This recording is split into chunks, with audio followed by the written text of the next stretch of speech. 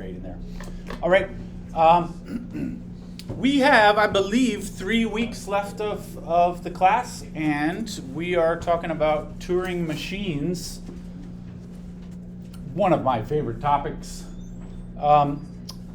I thought we did a few examples last time. We're going to do some fancier type Turing machine examples today. I thought maybe we should start with a little warm-up just to refresh our memories about how this works.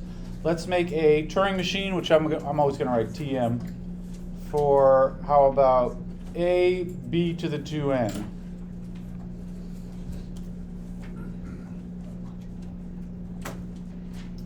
All right, a b to the 2n.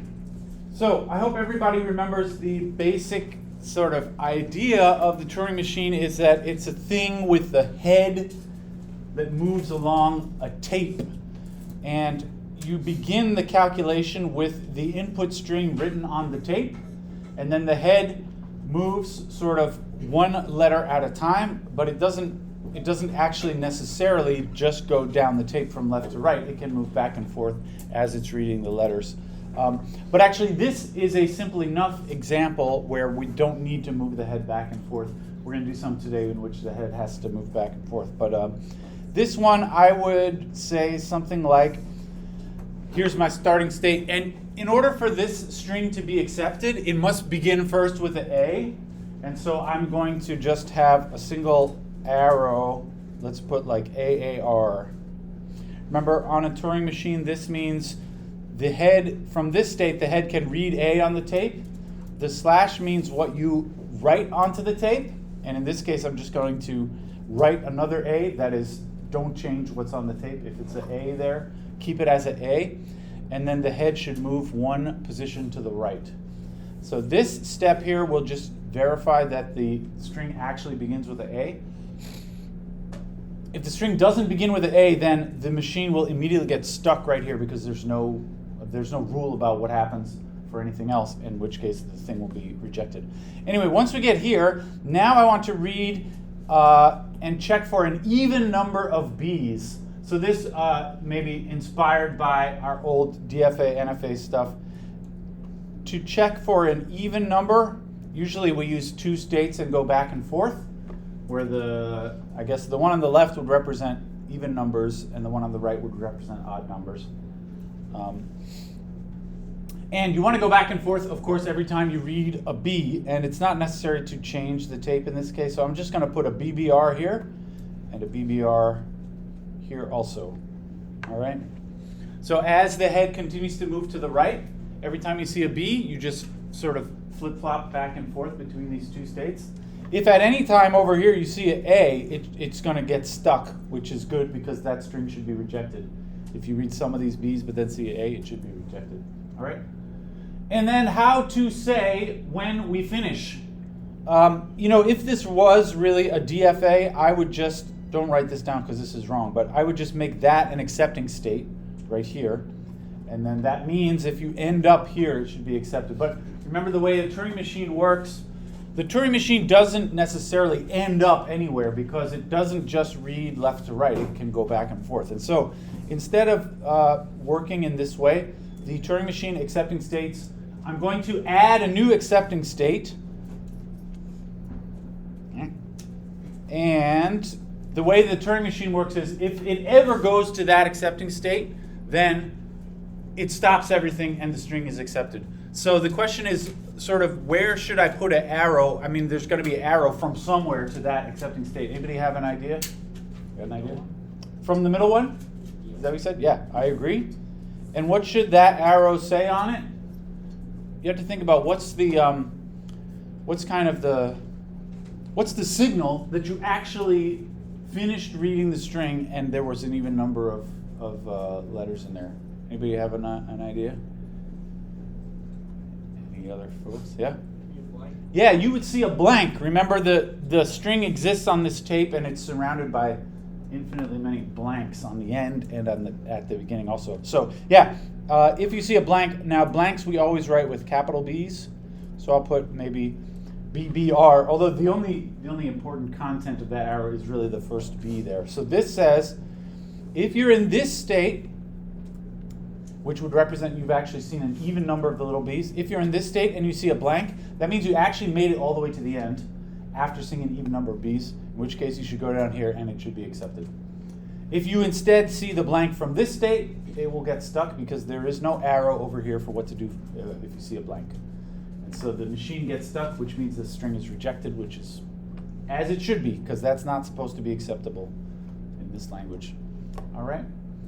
I think that's my answer. This is a Turing machine for that language. Let's try and just sort of check by writing down some example derivations or whatever they're called. So maybe for that, I'm going to give the states names. I'll just call them 1, 2, 3, 4. Those are my states.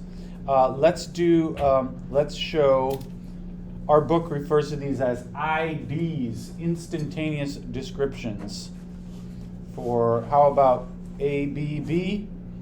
That one should be accepted. So if it's ABB, remember the way we write this is a little strange, but you just write the state of the head sort of right in there with the rest of the string. So when I write 1 ABB, this means the head is in state 1 and it is pointed at this first letter A. And then you see BB on the rest of the tape. And if you are in state 1 and you see A, it says keep the A the same and move to the right and switch to state 2. So the next step looks like this. A to BB, right? Because when you read the A in state 1, you change to state 2 and move the head 1 position to the right, which is why the 2 is now moved over by 1, right? Now I have 2B. That means the head is in state 2 and looking at a B, and so I should do this arrow, which is go to state 3 and move to the right again. So the next step looks like A, B, 3, B. And now I'm in state 3 looking at B. That is right here. Looking at a B, it says move to the right again and go back to state 2. So this next step, A, B, B, 2, and I'll write the blank there. Usually I don't write the blanks unless the head is actually looking at a blank. All right. And then 2 with the blank means do this arrow, which is to say move to the right one more and change to state 4. And this will be the end of it. So it actually looks like blank, 4, blank, and this is accepted.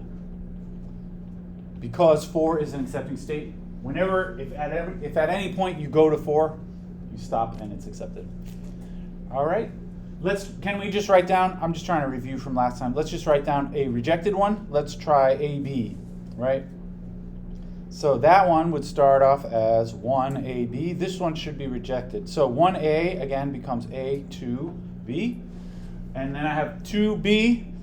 That goes over to 3. So next it will say A, B, 3, blank. But now I'm in state 3, looking at a blank. There is no arrow from state 3 where you read a blank. And so the machine is stuck in this position. Stuck. Rejected. All right? We've all been there. Any questions about that? Just rejected some this morning. Not in a romantic sense. I'm done with that. Well, no. I'm married. I'm a happily married man. So I will reject anybody except for my wife, my actual wife. Yeah. I think everybody knows what I mean. All right. Any thoughts about this? Was just a little warm-up, Turing machine. All right. This was a regular language, and regular languages tend to be easy to make Turing machines. And in fact, you can make these machines in such a way that they always move to the right and they never modify the tape. That's what happened here. The head always just goes to the right each time, and it never changed the tape. Let's try a more fancy language. How about a Turing machine for everybody's favorite non-regular language, A to the N, B to the N. And this is going to work as sort of like a prototype of many different variations on this. Once you have the basic idea of how to make the Turing machine, for this one, you should be able to look at many possible variations on this basic concept. All right. Let's try and decide sort of the general strategy here. It's not obvious, although it's, once you get used to it, I mean, this will seem like a natural way to do it, although it may seem weird the first time around. So, but anyway, the idea is we begin with something like, I don't know, just for example, AAABBB on the tape, right?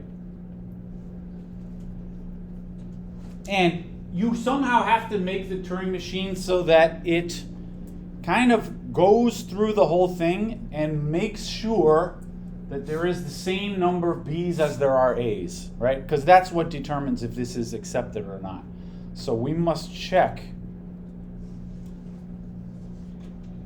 that they are the same number of B's and A's, right? You might naively say, just make the Turing machine remember there's 3 A's and then 3 B's, but there's no easy way to do that. The Turing machine has no separate memory. It only uses the tape.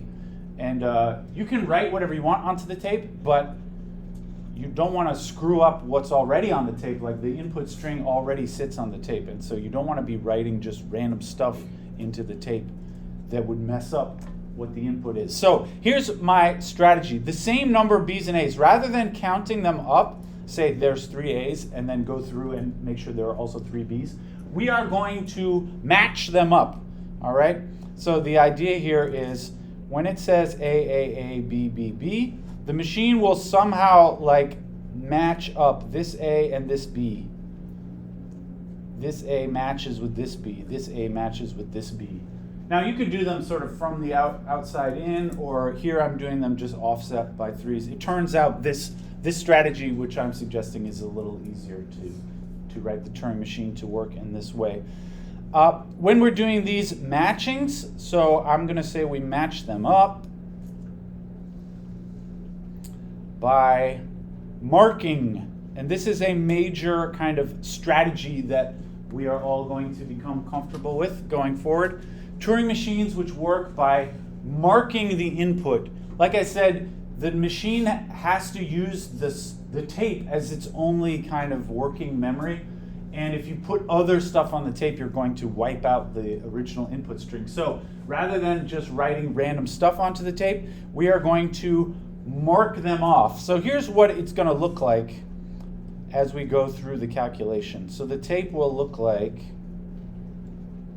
sort of, you begin like this, AABBB, and then the first step will mark the A. And by marking, or what I say mark, I mean like literally what we're going to do is change A to A bar. So we're going to invent another alphabet letter, which we'll call A bar. So this is what I mean when I say you mark the A. All right? After marking this A, the machine will move to the right over and over again until it finds a B, and then mark the corresponding B. So mark this A and then move to the right through those other 2 A's, but then mark the first available B. Mark the B, right? And then the head, I will instruct the head to go all the way back to the left and repeat the process. Mark the B, move left, and sort of repeat. So this repeat that I said here, this basic idea is going to mean, like when we see the answer, eventually the diagram of states is going to have a loop in it, because that's how you make the machine do this procedure and then do it again. You make a loop of the states. Mark the B, move to the left, and then repeat. So when we repeat the next time through, you have to make it so that it kind of will skip over the marked A and then mark the next A. And then, so I'm trying to write this like one step at a time. Then it will go to the right again and mark off the next B. And it'll go back to the left, mark off the first available A, B bar, B bar, B, and then go back to the right and mark off that last B. And then here, it will somehow figure out that it's done. That's another thing we have to think about. How do you actually know when it's finished? But it turns out that's not so hard to do in this case. All right? I'm being very vague here, but I hope that everybody is clear on the basic idea. All right? So let's just see if we can work this out. So I am going to start in a starting state, of course. And what should happen in the starting state? Well, if this string is good at all, it needs to begin with A, right? And I'm going to change that A to a A bar. So I'm going to start. So maybe I'll just, little spoiler alert, just so that you draw your diagram nicely. It's going to look like this, basically. And the first thing to do is A bar, and move to the right. So this changes the first A into a bar. And that's the way that we remember sort of, okay, I saw that one already. You change it to an A bar, all right? And then move the head one position to the right. Now, really what we want at this point is to move the head to the right over and over again until you get to a B, right? That's what, after you mark this A, you have to move to the right again and again until you see B. And so, how do we make that happen? That can happen easily with a little looped edge right there. I'm going to move myself down a little. This looped edge is going to say A, R. So what this does is, I mark the first A, and this says, continue moving to the right through all the other A's. All right? So we mark the first A. We can only move to the right once in that step. But then from there, we continue to move to the right through all the other A's. Eventually, we arrive at a B, and we should mark that one. So that looks like this, B bar. And here, I'm actually going to put a L, the first ever L. All our other examples never move to the left. But here, I want to move back to the left. So this is, you mark off the first A, you continue moving to the right over and over again through all the other A's. Maybe I'll put a little commentary here. So this one here, mark the A. Here, we move to the right through other A's, right? Because we don't care about those for now. Then we eventually arrive at a B, and you mark that. Mark a B. All right. Anybody have a guess here? I'm going to put another loop here. What we want to do after marking that B is you have to move yourself back to the left. If you look at the setup here, after marking the B, is like here. If I just marked this one, I now want to move all the way to the left until you get to this A, right? Anybody have a suggestion how we can do that? First of all, as I'm moving to the left, I need to go through several unmarked A's, right? As I'm going to the left. So here, I'm going to put a looped edge, A, L. That is, move to the left through several unmarked A's.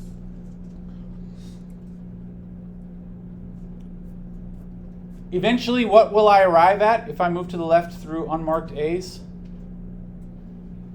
I'm looking like here. Go to the left through some unmarked A's. Eventually, I will end up at an A bar.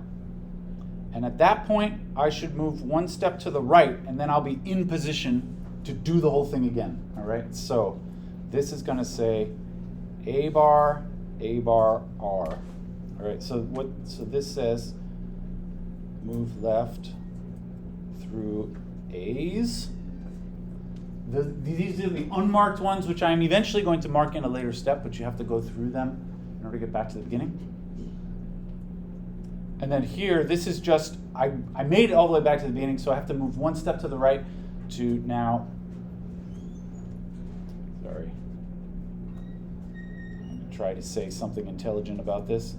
Move to the R once to point at an unmarked A. All right, this is the basic loop of this machine. Now, there are a few things that we need to add on, but this is the basic idea. Any questions so far?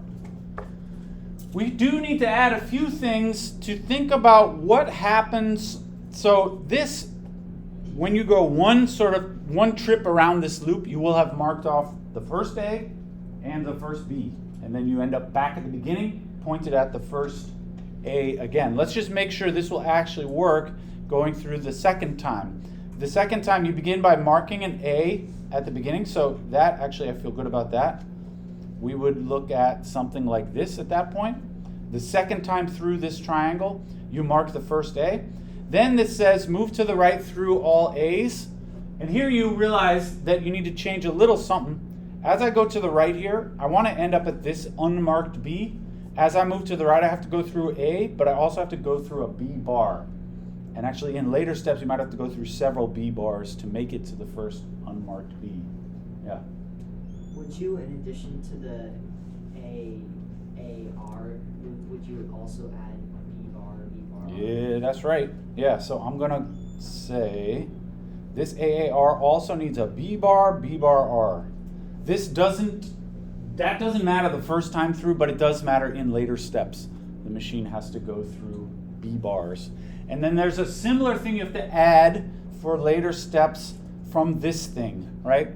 As you're going back to the left, not only do you move through unmarked A's, but you may also have to move through some B bars in that part. So here it also says B bar L. All right, so this means move to the left through A's and B bars, and move to the right through A's and B bars. All right. Now I feel pretty good about this overall. This is the basic loop, and if you can work through the IDs or whatever. Maybe we'll do that at the end. We should talk about how this is meant to finish. We should have an accepting state somewhere. You may be tempted to make this the accepting state, but that's an especially bad idea. Remember, a Turing machine, as soon as you reach the accepting state, it stops and accepts. So you never want the starting state to be accepting on a Turing machine. That means everything will immediately stop and accept. So anyway, what's the tip-off when we are actually done? When we're actually done, I think we will end up in this state, because we will have marked off some last B, and then we'll go back to the left. What's the signal that we're actually done? You have an idea? When we're next to a B bar. Next to a B bar. I'm just trying to think. Yes. When you are actually done, you will have marked off the last B, then move back to the left. That's in this state. You move back to the left through the B bars. You eventually see the A bar here, and then so when you're really done, the head will actually end in this position in the starting state, all right? So this is your sort of trigger to know that you're done. And I'm gonna make an extra little, I'm gonna get rid of this because I'm about to put some stuff there. I'm gonna make an extra little spur here. This is like the end game over here. And this is actually a common thing that you're going to see in Turing machines. Usually they have like a main sort of loop, which is where most of it happens, but then there's just an extra little thing at the end to make sure that everything worked out nicely. So here, the end game is B bar, B bar. I mean, you might as well keep it as a B bar. So that's your signal that you're done. Although you may worry about, so if you are really done, I'm going to put B bar R. You may be tempted to just make this accepting and be done with it, but actually that is not quite right, because once you mark off the last B and you come back here, actually at that point, there is no guarantee that there aren't extra B's over here. There may still be more B's that you just didn't get to yet because you used up all the A's. If there are extra B's over here, you want the string to be rejected. That would mean that there were too many B's, right? And so what we're going to do here is a BBR, and then, so this should not be accepting here. Instead, we are going to just run to the end of the tape and make sure that it's only B bars. And if you get all the way to the end and see a blank using only B bars, then it should be accepted. That's the only way you know that it should be accepted. So this business here, my interpretation of that would be make sure all B's are marked. If there were extra b's to begin with, then they would end up as b's, not b bars, and the machine would get stuck in this step. All right, so this is the final little end game step there, which verifies that the rest of the string is appropriate. All right. This is kind of complicated in my opinion, but like I said, we're going to do many examples that are like variations on this, so I hope that this will eventually seem like maybe like an easy one, or at least this is like the simplest version of a common idea that we're going to be talking about a lot. All right, I thought maybe let's just try and write out one specific derivation. So I'm going to give names here. I'll call them 1, 2, 3, 4, 5, I guess. 1, 2, 3 around the loop, and then 4, 5 down here. And let's see if we can draw a sequence for AABB. There's going to be kind of a lot of steps here. And this may be the last time we actually write down one of these derivations, because there are many, many individual steps that it takes to read through even a fairly small string like this. So 1 AABB. I'm sorry, I can't keep the whole thing on the screen at once. In state 1, when you see A, you mark it and move to the right. So this becomes A bar, 2, A, B, B, right? State 2 has that looped edge moving to the right through A. So this becomes A bar, A, 2, B, B.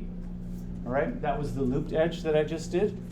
And then 2B, I'm in state 2 looking at a B. It should mark it, that is, turn it into a B bar, and then move to the left and go to state 3. So this now looks like A bar, 3, A, B bar, B. I think I did that right. This is a little hard to do. When you see 2 and a B, the 2 moves to the left and becomes a 3. So this, in the next step, the 2 should go to the left and become a 3. And that B becomes a B bar. That's this B bar L step. All right. Anyway, now we're in state 3, looking at a with no bar. I do the loop AAL, so it becomes 3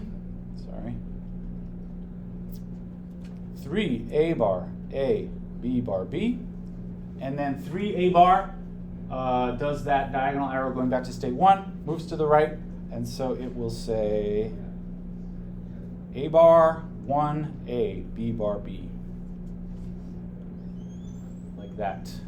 I think I'm doing okay so far. And now we've done sort of one time through the loop.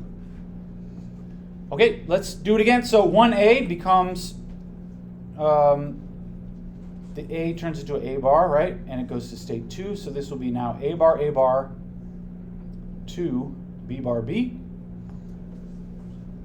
2 and B bar is the looped edge on 2 with the B bar, R. So now it says it's going to stay in state 2 but move to the right one more position. A bar, B bar, 2B, like that. And then I have the vertical arrow in the diagram that says B bar, L. So this B turns into a B bar. The state 2 becomes a 3 and moves to the left by one position. So it looks like A bar, 3, B bar. All right. I think I'm doing okay here. And now 3 and B bar is a looped edge moving to the left. So I go left once, A bar, 3, A bar, B bar. And then the diagonal edge going back to state 1 is A bar, R. So this now says A bar, 1, B bar. Like so. It's just so simple, isn't it? This is a lot of nonsense if you don't know what I'm talking about. All right, almost done, I guess. We're in state 1 with a B bar. That sort of triggers this end game arrow. You don't have to write end game here. That was my little commentary. Come down here to state 4. It said B bar, R, so I move to the right one and go to state 4. So now it's going to be A bar, B bar, 4, B bar. And then from state 4, you do this looped edge. The idea is you move all the way to the end through a bunch of B bars. So in this case, it's only going to happen once. A bar, B bar, B bar, 4, blank. And then 4 blank moves to state 5. A bar, B bar, B bar, blank. I guess another blank.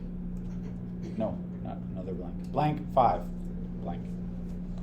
5 being an accepted state. This is accepted. All right. Do you want to do another derivation? No. But that's how you do it. Yes? You just scroll up. Yeah, sorry. It's hard to keep the whole batch in there. And it's too small. All right. Great. This was a to the n, b to the n. Let's talk about some simple modifications. All right. This basic strategy with marking and moving back and forth is actually good enough to do pretty much any kind of matching exponents kind of language, which is a lot of the examples that we end up talking about in this class. So this one was for a to the n, b to the n. Maybe I will try and just copy this down. I would like to talk about some simple variations here. Get this out of here. How about, so this one is a to the n, b to the n, right? Can we modify to get a to the 2n, b to the n? I know it's a pain for you all to redraw the whole diagram. Maybe we could just sort of say in words. How would you change this around to make a to the 2n, b to the n? I would say, first of all, in terms of marking, what we want for this is, instead of mark A, then mark a B, I would like to mark 2 A's and then mark a B, right? In order for them to balance out, you need to mark 2 A's for every B. So think about how you would change. It's actually just sort of a little thing to change where you want to, instead of just marking 1 A, you want to mark 2 A's. Any thoughts? Where would it go?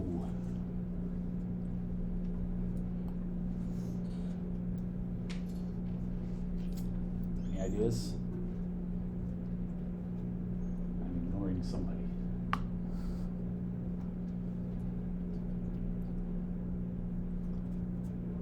I would suggest look at where it marks the A and just do that twice instead of once. That's the idea. What do you think?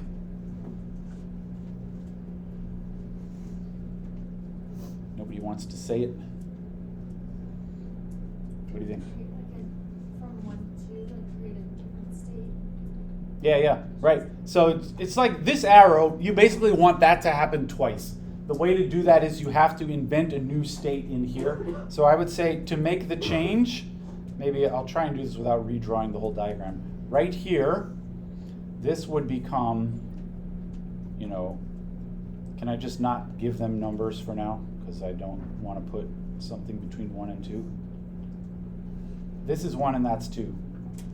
I would just insert another one of those. And now this is gonna, it's sort of, at this point, it becomes mandatory to mark 2 A's instead of just 1. And that's really all that it takes to make this change, all right? Everything else in the whole diagram should stay the same. I'll put that in a box. That's how you would swap out the boxes in that way. All right? I have one for you to try. So this one you should redraw the whole diagram, but this is another sort of basic modification of that sort of triangle thing that we started with. Let's try, can you see at the bottom here? Here. I'll try and leave my old one on the screen. AC to the n, b to the 3n. So this is a similar kind of a thing. You'll have to think about what exactly you need to be marking and when. See what you think.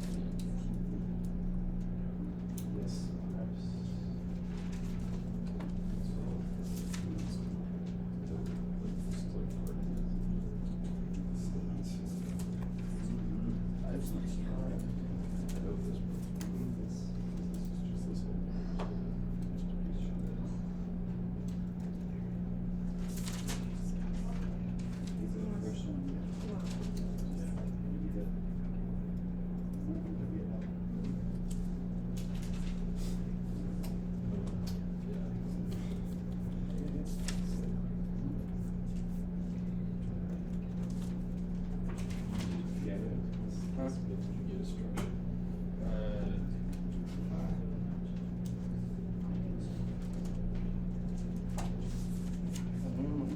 Somewhat close, but I don't know. We want to be around This is good. I think from here. This equals. Because it's gonna be.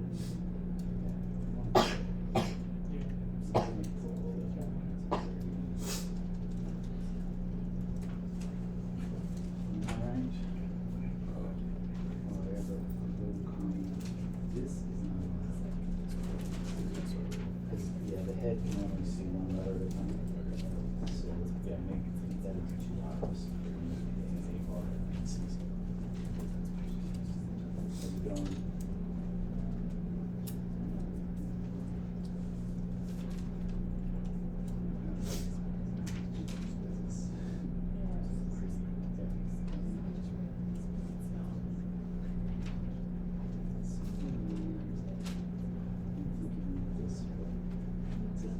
This says A. What comes after this A should always be this. And so you don't have a lot of extra stuff. Then this I like.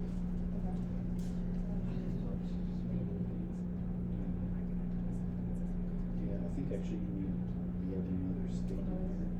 But this is a good, there should be three things here. First one on there.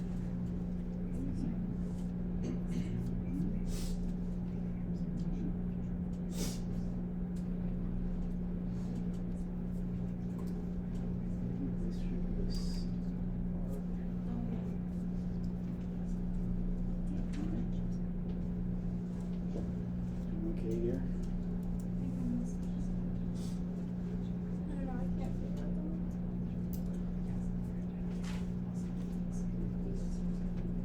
This should be where it is.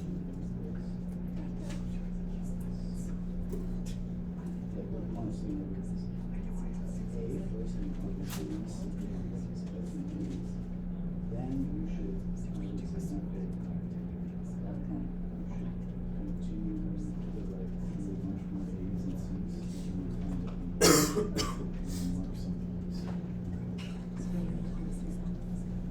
I'm going to give you a couple more minutes. This is a bit of a tricky one.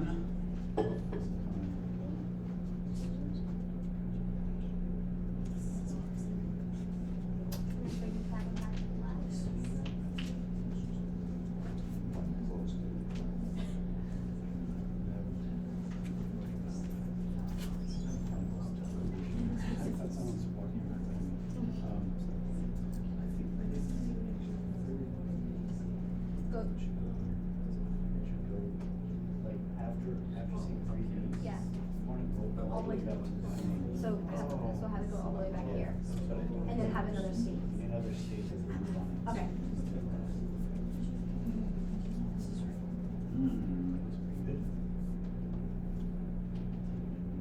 So did she go? I just want to get.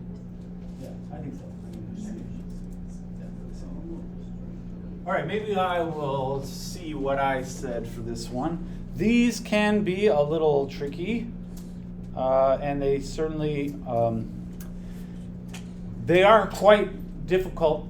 Like if you just show me yours and say, "Hey, is that right?" It'll take me like several minutes to look at every little piece and tell.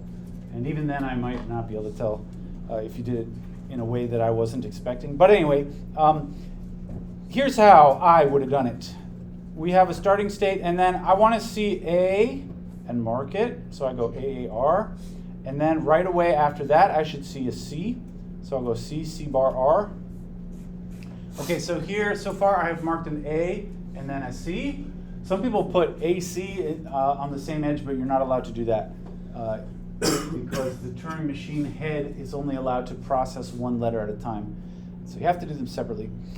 Next, I want to, in this state right here, I am going to move the machine to the right through any additional A's and C's. Remember, a typical string in this language looks like AC, AC, B, B, B, B, B, B. I guess that would be accepted, where N is 2, right? So I have just marked the first A and the C.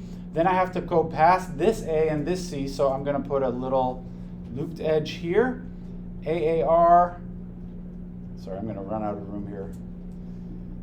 These machines tend to have a lot of kind of stacked looped edges. AAR, CCR. And in fact, in this state, I also want a B bar, B bar R. That's because it's not important the first time through, but in later steps, there will be marked B's in here that you have to move past in order to get to the good stuff, which is the unmarked B's. Anyway, you do this until you land at an unmarked B, and then we mark it. So I'm going to do B, B bar R. I'm saying R because I intend to mark 3 B's in this step. So I mark 1. That was 1. Here's 2. And here's the 3rd. And I'm going to put an L there because at this point I've marked off the last thing that I need to mark.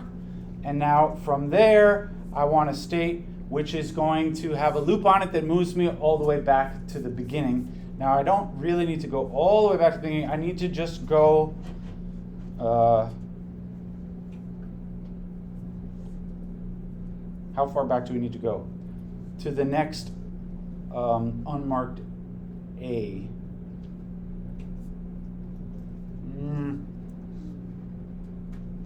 Maybe I do need to go all the way back to the beginning. I didn't write down my answer to this question ahead of time, so I'm recreating this. Anybody, what did you say here? Anybody have an opinion? Should we really go all the way back to the beginning? Really what I want to do is go back to, for instance, like this. I'm imagining after going once through here, I've marked those 2 and these 3, right? What are your thoughts? I went all the way back to the beginning until I saw a marked C, and then I went right 1, and then I... Yeah, that'll do it. Great. I think that's what I was going to say, and then I decided that was not correct, but I think that's correct. C bar, R. So this one goes all the way left through. It might go through B bars, B bar, L, or unmarked A's and unmarked C's. All right. Maybe you're beginning to agree with me when I said before, in my opinion, this is much harder than grammars and NFAs and DFAs to write these entirely correctly. Anybody have any disagreements so far? This, I think, is the main loop for this this Turing machine. All right. And now let's talk about the end game, as I call it. What do we do to finish? So if you actually properly did this, I think similar to before, you will actually end up here in state 1. You'll end up pointing at the first of these marked B's. If everything went well, you'll end up here. And from then, we should move to the right and make sure that every one of these B's is marked off. All the ones to the left will automatically be marked, but we should move to the right and make sure all the B's are marked. So if in this starting state, you saw a B bar, I'm going to go B bar, R. This is actually exactly the same sort of ending thing as before. B bar, R, and then blank R, accepting.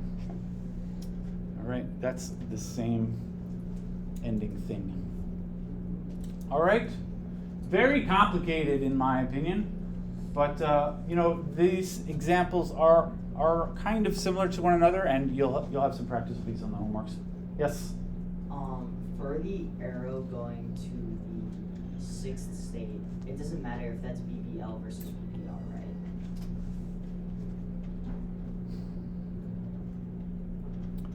I would say the only difference is if you put, I'd say basically no. Although if this is a R here, it's possible the last time through, if you move to the right on this, you will be pointed at a blank, and then you need to add an extra blank L here to deal with that one weird case. But that's fine, yeah. There are, of course, many correct answers, and if you wrote something slightly different from this, it might still be right. There are other ways to do it. All right, great. Let's try another example. I got 99 problems here. We're not going to get through all of them, but maybe we can do 2 or 3 more interesting examples. Let's try. This is a deceptively, I don't know, I think this is an interesting example. How about a Turing machine for balanced brackets? We did this for Stack Machine a couple weeks ago, I guess. Balanced brackets, all right? The idea here, remember, is the language or the alphabet consists of the 2 brackets. This is weird, but the letters in our alphabet are just the left-hand bracket and the right-hand bracket, and a string is in the language if the brackets are properly balanced. So, for example, this is accepted because the brackets are properly balanced in that one, but this is rejected. All right? This is the balanced brackets language, which is an important example. Of course, like in the real world, in a real world programming language, basically, I mean, every programming language that I've heard of uses parentheses all the time, and it certainly is like a very basic prerequisite that the computer be able to recognize if the parentheses are balanced or not. I mean, that's a very basic thing. So, what is a little concerning when you think about how to do this, so I am going to do this by marking. Basically, you want to mark off the left bracket and match it with the appropriate right bracket, and then mark everything off and make sure at the end that everything is marked, and then if they're all marked and balanced properly, then everything's great. The problem is, actually, it is not at all obvious. I don't know if you ever thought about this before, but check out like that first example. Just imagine doing this. You begin by considering this bracket, and I want to the way the Turing machine will work is mark off this one, and then move yourself to the right and mark off the one that matches. Which one matches? I would say it's not obvious. I mean, you can tell which one matches, but think of yourself from the mindset of a Turing machine. You're looking at this one, you mark it, you say, okay, I'm going to move to the right. That one, is that the one that matches? No, it's not. How do you know that's not the one that matches? I don't know. Keep going. This one, also not the right one. In fact, in this particular example, it's that one, right? It's the one all the way at the end.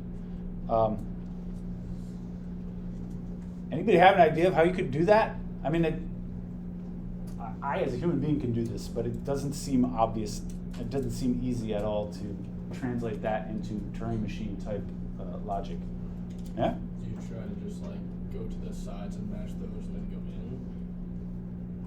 This is a good idea, maybe. Although, I kind of feel like I was on the side here. Like this string could also, for instance, this is allowed, but you might be, in that case, you might be tempted to match here and here, which is wrong, right? It's actually, oops, sorry. You know what I mean. An idea? Could you somehow get the Turing machine to check all like ones next to each other, so like the second and third one, and also the fifth and sixth? Yeah, that's a good idea. This is maybe like an inside-out version of what he said. If you, instead of looking at the far extremes, just look at 2 guys that are next to each other. Like at some point, just because the language, it has, these are brackets with nothing inside them, but other brackets. So at some point, there must be brackets right next to each other, and then you could sort of cancel those maybe somehow, and then cancel these, and then maybe once you cancel these 2 would be next to each other, and you can cancel them. This is not a bad idea, although there is a simpler, you have another idea? Trying to just like instead of going like the bracket facing that way, you want to prioritize the brackets facing that way. This is an excellent idea. I don't know, this is something that actually I do this example when I teach this class. There's still something a little magical about that to me. Check it out. What he's saying, what I'm saying at least, I don't want to put words in his mouth. Don't look at the left bracket. Look at the right bracket instead. This is the first right bracket here. Which left does it match? it matches the most nearby left one. This is a right, it matches the nearest left. This is a right, now it matches what is the nearest left after you matched that one. For some reason, it doesn't work if you start with the left one, but it does work if you start with the right one. This is, I must admit, it doesn't really make sense to me. I've never really been able to find an easy way to explain this to myself, because I feel like it shouldn't make any difference, because the brackets are symmetrical or whatever. But it is true. So the way that the strategy that I'm going to use is find the first right bracket and then move left to find the nearest left bracket, and then you mark those off. So for example, for that string that I wrote at the top of the screen there, I'm going to try and write sort of step by step how the marks would work. Now in this example, actually, once you mark them off, I think it looks ugly to like put bars on these things. I'm just going to mark them and change them to an X. Change the left bracket and also a right bracket to an X. It doesn't matter. You don't have to like remember that one used to be a left and one used to be a right. So the first thing I'm going to do is mark that one, because that one is the first right bracket. And then you back up to the left, looking for the first left bracket, and mark that off. So the next mark will be there. So you find the first right bracket, move left to find the nearest left bracket, and then this is something that we didn't actually do this in the previous example, but it's going to be helpful here. Now, yeah, forget it. What I was about to say is not necessary. All right. Now from here, you're just going to do this again. So go, looking for the next rightmost bracket. It's this one. So that one should be marked. So next it's going to be XX. Here, there. Mark that one. And then back up until you see the first left bracket. This one. All right. This is the strategy. Then find the next right bracket, which is that second to last one there. Mark it. Back up until you see the next left bracket, which is that one there. Mark it. And then mark the right bracket, which is all the way in the end. And then back up and mark all the way on the other end. So this is X at the end, and then finally all X's. And then there's going to be a little sort of end game step that just makes sure everything is at X. All right? Because if there's any leftover guys that are not X'd, it means they didn't originally match with anything, and then the string should be rejected. All right? Let's see if we can make this happen. This is a very strange example, in my opinion. I don't know if this actually seems strange to anybody else. Sometimes things seem strange to me, but I remember when I first had my first kid, like this baby who was crying, every night. There was some kind of, like, we didn't want the baby to cry all night long, but there was some amount of like, let's just let the baby cry a little bit. Like, I'm talking about like in the middle of the night. And I used to have like a little noise maker, like a white noise thing that I put next to my bed when I was sleeping, so that would like reduce the noise of the baby crying, right? And at some point I thought, can't I just put this thing next to the baby? Wouldn't that work too? No, it wouldn't. But this seems strange to me. I remember thinking like, that should work though, shouldn't it? No, it doesn't. Anyway, this is an example of sometimes things seem strange to me when they're not actually all that strange. But maybe this is like I think this is an important quality of being a good mathematician, is being willing to think about things even if they're kind of ridiculous, and make sure that they actually make sense, because there are some important things in mathematics that seem stupid on the surface but are actually important. Anyway, let's try this. Actually, the Turing machine for this one is quite a bit simpler than the ones that we were just working on. So we start from the starting state. Now, immediately we are going to move to the right to try to find the first right bracket, right? And the way to do that is like this. I push through all the left brackets at the beginning because I don't care about those for now. And also, for the sake of later steps, while you're doing this, you may be pushing through X's, things that you've already marked, but you haven't seen, but things that you've already marked off. So here, I am moving to the right, searching for the first unmarked right-hand bracket. And once we find it, we should mark it.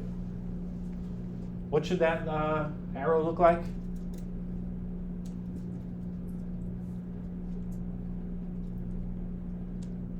Yeah? A right bracket / X, L. Yes, great. You find the right bracket, the first one that is available, mark it off, and then move to the left. Okay, so that's something like here, right? That happened right here. Now we move to the left, and we are immediately pointing at a left bracket. Now that's not always the case. Sometimes you have to move to the left by several steps. Like for instance, this one, I marked it, and then I have to go back a few. So I'm going to move left, possibly moving left through some X's until eventually settling on a left bracket. I'm not sure it's possible actually to move left through any right brackets because you should have stopped there to begin with. Although just to be safe, you could put, I'm going to do this, XXL, right? Moving to the left through any X's. And maybe you could put right bracket L, but I think that's unnecessary. You shouldn't see any other right brackets when you're backtracking looking for the left bracket. But anyway, once you go back looking for the left bracket, you will find it. When you find it, you should mark it, and then immediately start looking for the next right. So really, this is not a triangle. It just looks like this. Left, X, R, right? You don't need another state in this one.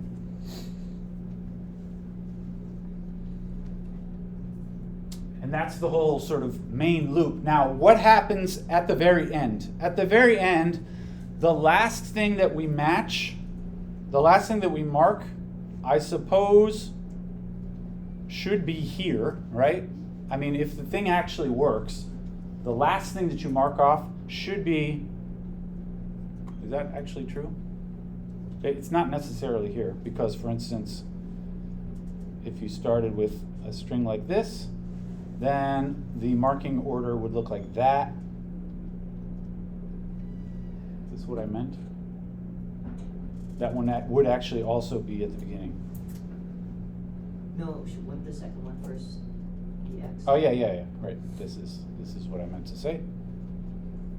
X here, then it would mark here, then here, then finally here. So it's possible the last thing that you marked is somewhere in the middle. And what you have to do now is move yourself through the entire string and make sure that everything is just at X. Now, if you ended up in the middle here, actually this arrow here, this loop, will automatically push you all the way to the end.